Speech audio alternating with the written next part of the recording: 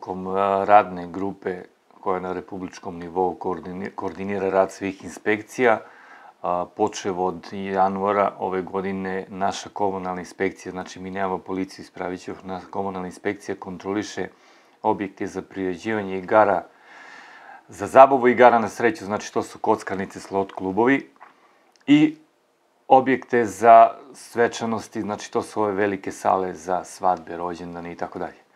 Tako, u skladu s tim, mi smo se organizovali i počev od nove godine, da tako kažem, naša komunalna inspekcija samostalno obavlja kontrole.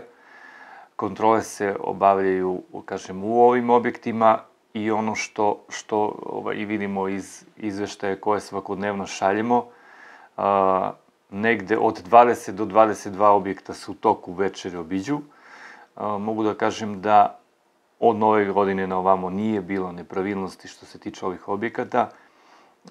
Prema izveštajima nije ni bilo veliki broj ljudi koji su u tim objektima zatečeni u trenutku kontrole, tako da mi nismo podnosili prekršajne prijave protiv ovih objekata. Takođe vršimo i dalje, kao i pre nove godine, kontrolu javnog gradskog i prigradskog saobraćaja koji je u našoj nadležnosti, znači naš komunalni inspektor i saobraćajni inspektor obilaze, kontrolišu, proveravaju poštovanje mera u vozilima gradskog i prigradskog saobraćaja.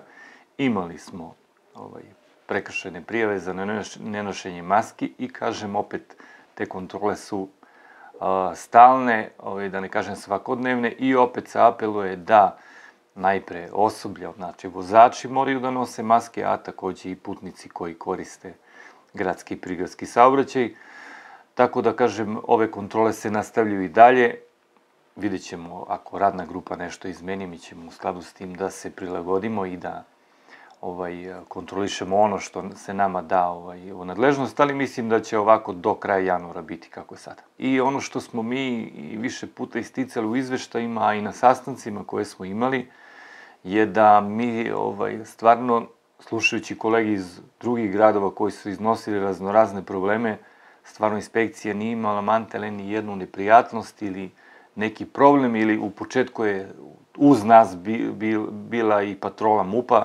Sada su tu ljudi uvek prisutni na poziv da dođu, ali stvarno nemamo nikakve probleme i ja se nadam da će to i tako i biti i apelujem da se i dalje nastavi ovim tempom. Mi, naravno da i ugostiteljski objekti i ovi objekti o kojima sada pričamo da moraju da rade, ali uz poštovanje mera.